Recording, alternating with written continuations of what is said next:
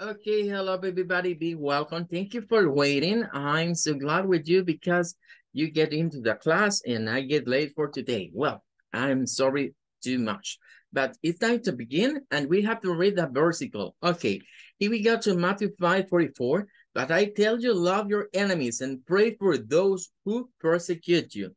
This is for the New International Version. And the value for this week is love your enemies. Love your enemies. Okay. Let's go to Bible Hub.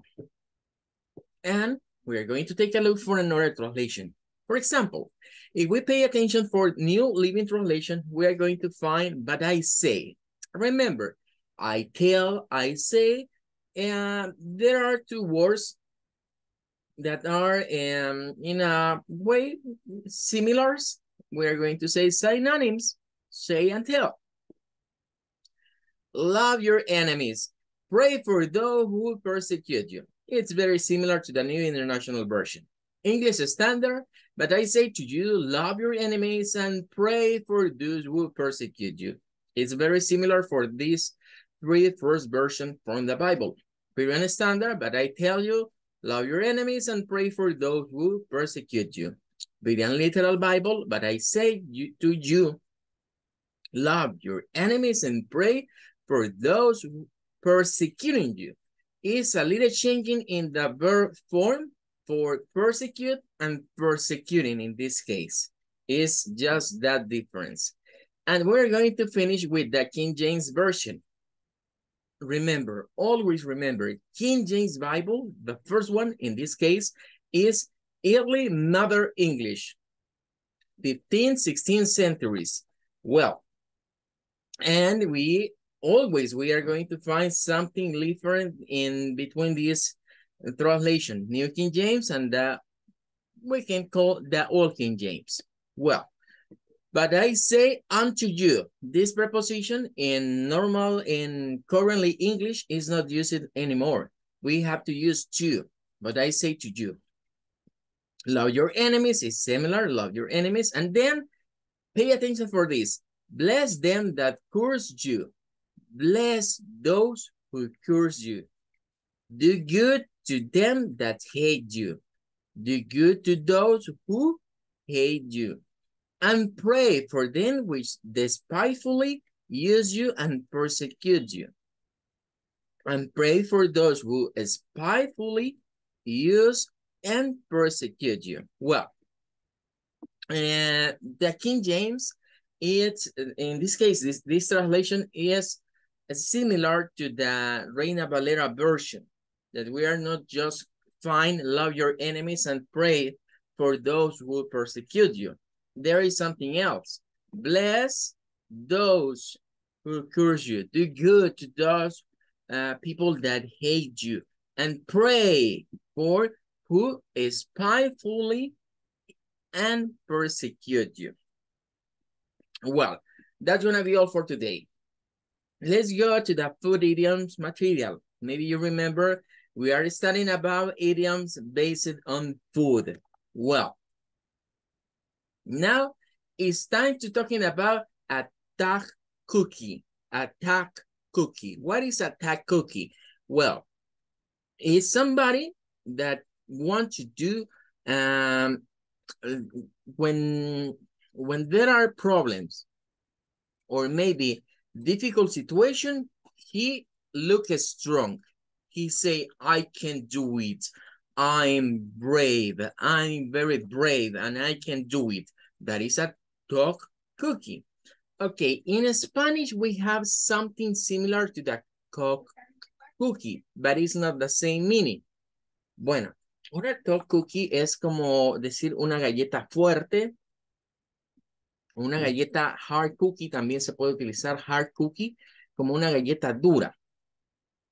Para nosotros, al pan duro, pues es sinónimo de algo que ya no sirve o que no es útil o que se ha echado a perder. Pero en el inglés, el significado de una galleta dura significa más bien alguien muy fuerte, de alguien que las situaciones difíciles no las afronta sin mayores dificultades o que en situaciones donde otros se quebrantan muy fácilmente, él no se quebranta o ella no se quebranta. Entonces, veamos acá. El ejemplo dice, she broke her leg, but she's a true cookie and never complaining about her pain. Nos dice, bueno, ella se rompió la pierna, pero ella es una galleta dura. ¿Qué significa esto? Que es alguien muy fuerte, que es alguien brave, que es alguien valiente. And never complaining about her pain. Y nunca discutió, ¿verdad? O nunca puso queja sobre el dolor que sentía. Esa sería la tough cookie. También se puede decir hard cookie. Bueno, vamos con una más. Este se usa también hard y tough. Puede ser a hard nut to crack o a hard talk nuts to crack. Las dos versiones aplican. Hard es sinónimo de tough.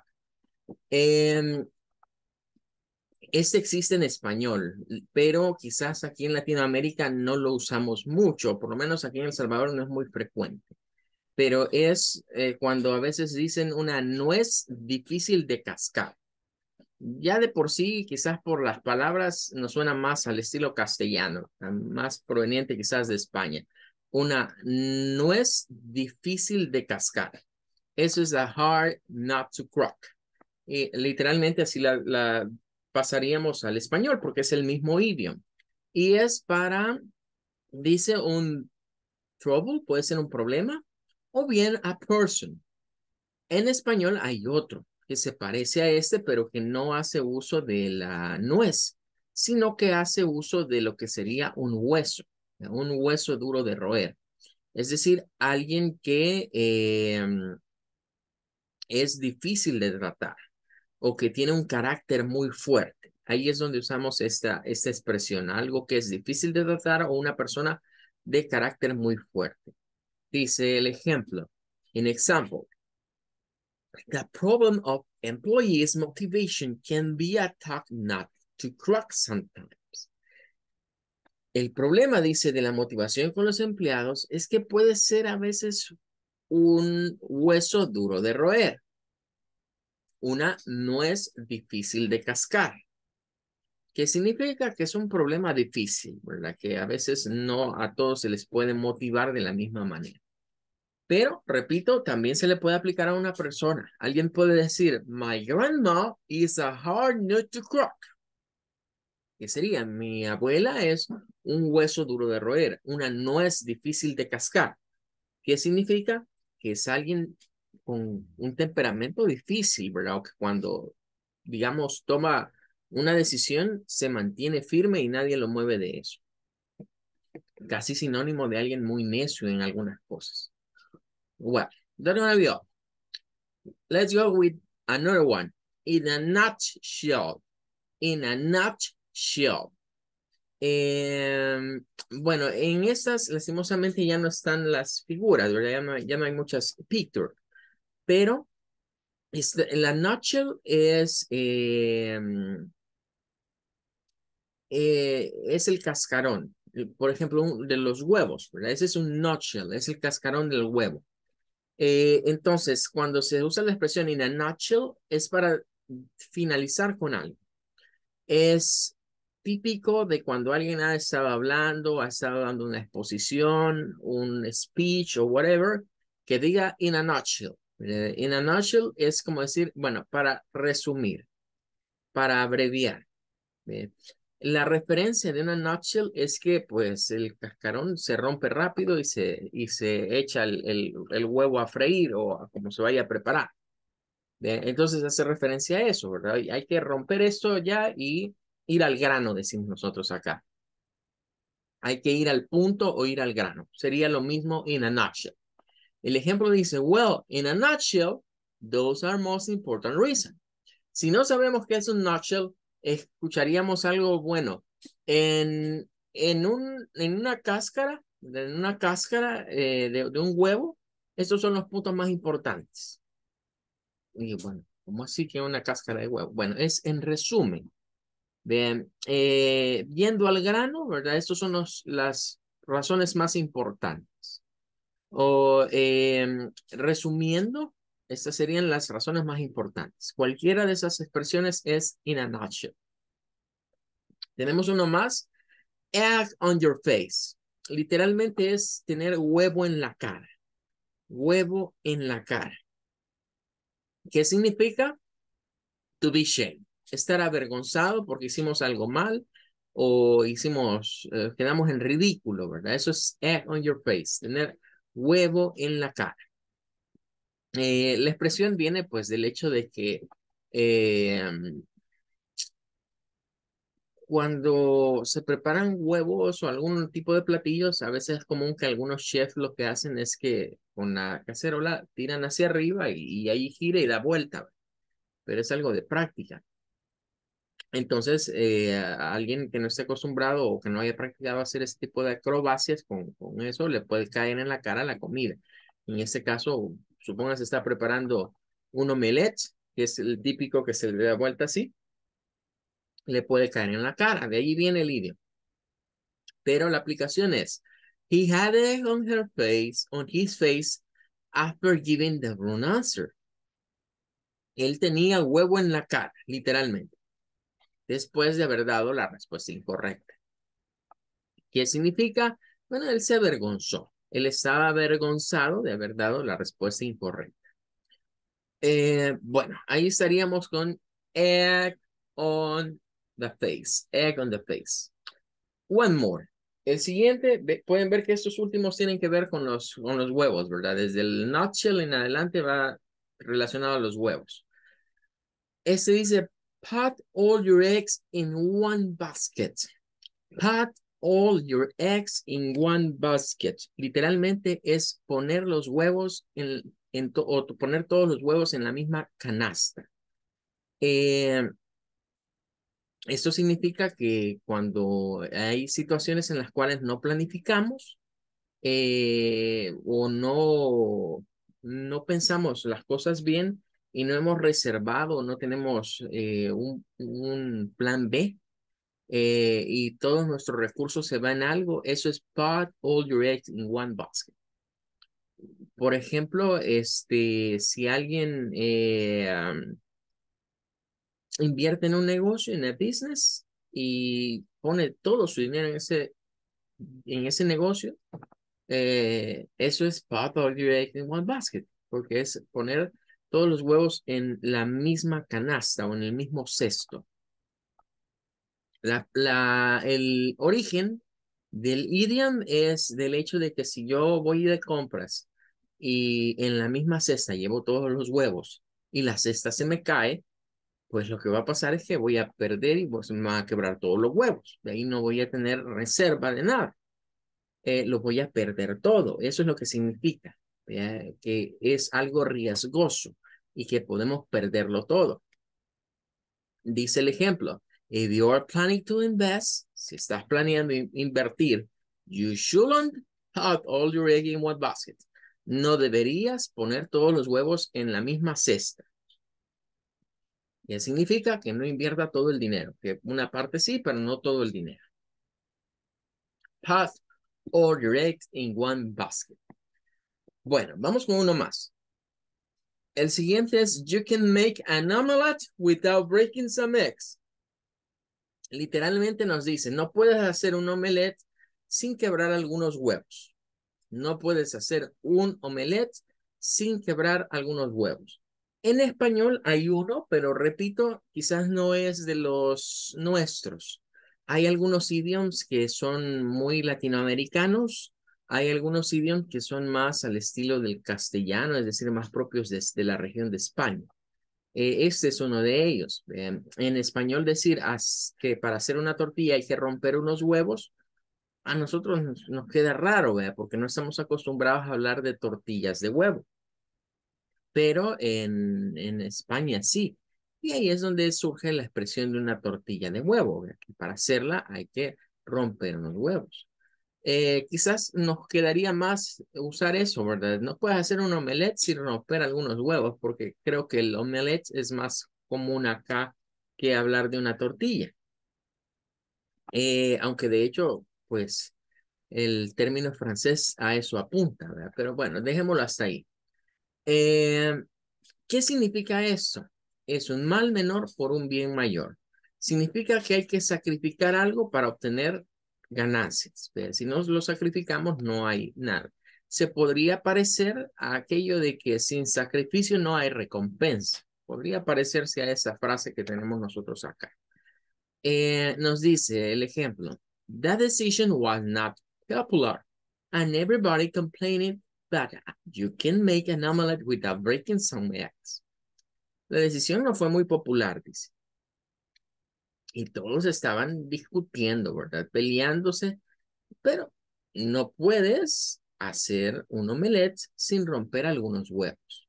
Entonces, va enfocado a eso, ¿verdad? A que a veces hay que sacrificar algo que tenemos para obtener algo mejor o para llegar a tener un bien mayor, como nos dice acá el material. You can make an omelette without breaking some eggs. Well, vamos con one more. Este ya lo habíamos visto, el piece of cake, ya decíamos, es lo más fácil, ¿verdad? Es cuando aquí dice chupado, pero eso quizás es más para los, nuevamente más al castellano, más al estilo castellano. En El Salvador diríamos algo chiche, algo bien chiche. Eso lo decimos nosotros aquí en El Salvador. Para otros países, algo chiche, algo chupado, es algo que es muy fácil, muy fácil. Entonces, a piece of cake es otra forma de decir very easy, muy fácil, muy facilón. Eh, bueno, ¿de dónde viene lo de a piece of cake? Porque literalmente significa un pedazo de pastel. Si leemos el ejemplo, dice, I did the most difficult task. Yo hice las tareas más difíciles. The rest should be a piece of cake. El resto será un pedazo de pastel. Eso es lo que dice el idioma literalmente. Bueno, hemos dicho que de piece of cake, se parece quizás a lo que nosotros decimos aquí, es un pan comido. Es pan comido, es muy fácil. Es lo que le asemejaríamos lo de piece of cake. El origen del piece of cake viene del hecho de que, pues, lo normal es que la mayoría de gente le disfruta de un pastel, disfruta de una porción de pastel y se la comen rápido. Digo la mayoría porque hay personas que quizás no les gusta lo dulce, no les gustan los postres, pero a la gran mayoría nos gustan mucho. Y si nos ponen un pedacito de pastel, nos lo acabamos rapidito, y al rato hay más, tiene más. Give me more, please. Well, de ahí viene esa frase, ¿verdad? De relacionarla a un pedazo de pastel, que nos lo comemos muy rápido, es muy fácil de comer. Algo así vendría siendo la idea. ¿A qué se le asemeja al español? Bueno, a pan comido. Bien, vamos con este que es interesante. Es the icing on the cake. The icing on the cake. Vuelve a hacer referencia al pastel. De hecho, literalmente nos va a costar un poquito traducir. Porque eso de icing es como cuando nosotros hablamos de topping. Quizás estamos más acostumbrados a hablar de topping, pero el icing on the cake, el icing se refiere a la parte de la cubierta, de lo de más arriba del pastel, con lo que está cubierto el pastel o la parte superior, digamos, del pastel. Por eso se usa el término icing.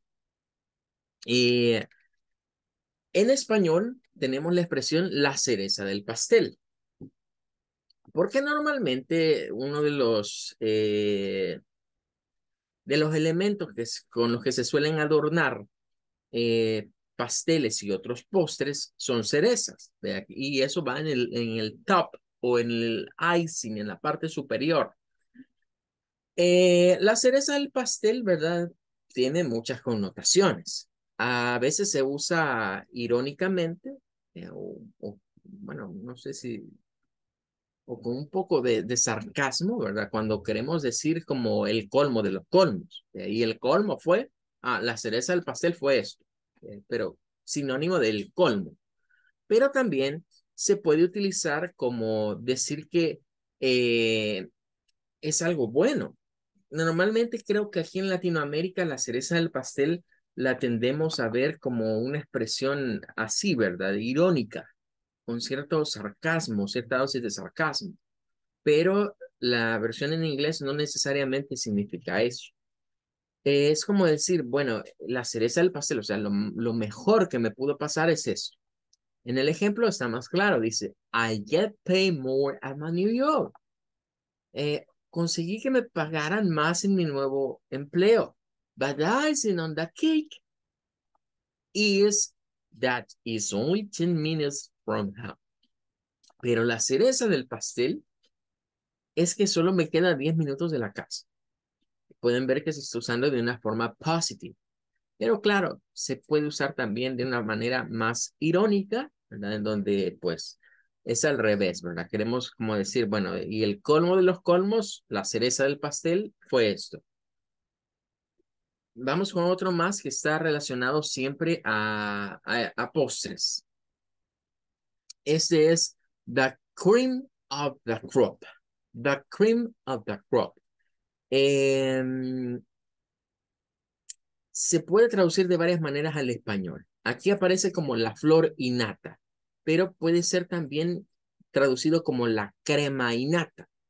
Cuando hablamos de crema innata, flor innata, lo que sucede es que recuerden que en estas cosas que llevan leche, por ejemplo, eh, la leche por sí sola produce esa sustancia, ¿verdad? O esa telita que le llamamos nata, que es lo que queda en la parte superior. Pero también, ¿verdad? Cuando nos sirven, por ejemplo, un banana split o nos sirven algún cappuccino o algún postre que le ponen crema batida, pues eso queda en la parte de arriba, en la parte superior. Es lo más alto. Entonces, a eso hace referencia esa cream of the crop. Es decir, es la crema de lo que está más alto. Por eso, crema innata de la sociedad o la flor innata de la sociedad se refiere, ¿verdad?, a un grupo de personas, que es selecto, que es la élite o que están por encima de todos los demás. Eso es la cream of the crop. Es un grupo de personas muy adinerada, muy influyentes, muy poderosas. Por eso el ejemplo dice, they always invite the cream of the crop to their parties. Ellos siempre invitan a la crema innata a sus fiestas. O sea, la gatada no va. Eso, los gatos nos quedamos fuera, porque cream of the crop son esas familias muy pudientes en cada país o en cada sociedad o en los pueblos, ¿verdad? A veces. Well, vamos a ver uno más. Pueden ver que estos están relacionados a los cake, a los postres en general, a lo que vendrían siendo los desserts. La siguiente dice, you can have the cake and eat it too. You can have the cake and eat it too. Literalmente significa no puedes tener el pastel y comértelo también. Eso significa no puedes tener el pastel y comértelo también. Este es un idioma que hace quizás referencia un poco a la parte ética. Se refiere a la parte ética, se refiere al hecho de que no puedo apropiarme de algunas ciertas cosas o no puedo, no es justo que yo tenga el pastel y que no lo comparta, y que solo yo me lo coma. A eso se refiere. Claro, en términos de que invité a gente a una fiesta y pues tengo que compartirles del cake, no me lo voy a quedar para mí solo. Entonces, eso tiene que ver con things when they are incompatible, cosas incompatibles, cosas que no se puede aceptar que se den. Aquí nos han puesto una frase nuevamente un poco más castellanizada, en misa y repicando. Para nosotros esto es más como cuando alguien nos dice adiós rogando y con el palo dando. Más va por ese lado, adiós rogando y con el palo dando. Que significa que con una mano estamos haciendo una cosa y con la otra estamos haciendo otra. Veamos el ejemplo. Dice, you can have your cake and eat it too. Vean el cambio. No es you can have the cake, es your cake. No puedes quedarte con la tarta o el pastel y comértelo también. Eso es lo primero que dice. Luego dice, if you want better service, you can expect to pay less taxes. Dice, si quieres mejores servicios, no puedes esperar a pagar menos impuestos. ¿Qué significa? Es alguien que se está quejando de que el gobierno no le da buenos servicios, pero si quieren mejores servicios, you have to pay more. Tienes que pagar más. Es igual que pensar en lo público y lo privado, lo público y lo privado. Pues, por cierta lógica, aunque nos quieran meter o vender la sopa de que lo público tiene que ser mejor que lo privado, sabemos que en realidad no es así. Porque entonces, ¿cuál es la gracia de que existan cosas privadas? Las cosas privadas es porque en términos de pagar más, de pay more, pues voy a tener mejores servicios, voy a tener más comodidad. Entonces, esta expresión va por esa idea. Nos dicen que alguien quiere obtener más servicios sin y pagar menos. ¿Vea? Entonces, no se puede, es algo incompatible. ¿Vea? You can have the cake and eat it too. No puedes tener las dos cosas porque no se llevan. Bueno, vamos a ver otro más, siempre relacionado al mundo de los postres. Este es have a finger in every pie. Literalmente es tener un dedo en todos los pasteles o en todas las tartas. Debemos recordar que lo de pie y lo de cake se traduce diferente. Cake es más el pastel y pie es más una tarta rellena. Entonces, have a finger in every pie significa tener un dedo en todos los pies. Literalmente es como que en una mesa hayan un montón de esos pies y una persona los vaya apoyando todos. ¿Ve? Como irlos probando todos. Bueno, esto es aplicable a alguien que le gusta hacer de todo. Le gusta estar metido en todo. No que sea un meque, como los decimos acá. No necesariamente que sea un pan con chumpe. Porque cuando nosotros usamos esas expresiones de, mira, este es un gran pancochumbe, este es un metido, este es un entrometido, este es un metiche, esa es otra situación. Have a finger in every pie es, de hecho, yo diría, es algo que se puede apreciar de alguien. Es ese tipo de personas que uno dice, hey, yo no sé de dónde fulanito o menganita saca tiempo para ir a la iglesia, para servir en un ministerio, para ir a hacer ejercicio, para involucrarse en labores altruistas, va encima a clases de tal cosa y después recibe esto o va a las comunidades y un montón de cosas. O sea, vemos a una persona que está metido en todo. O sea, no sabemos de dónde saca tiempo, pero está involucrada en muchas actividades. Entonces, eso es have a finger in every pie. Una persona que distribuye muy bien sus tiempos, distribuye muy bien sus actividades y le permite estar involucrado en todo. Eso significa. El ejemplo nos dice, she has a finger in every pie. She does yoga, painting, and cooking classes. Ella tiene un dedo en todas las tardes. Ella hace yoga, hace pintura y también toma clases de cocina. Eso es lo que significa alguien que se involucra en muchas actividades. Bueno, tenemos uno más, pero lo voy a dejar para la siguiente clase porque este es un idioma bien especial.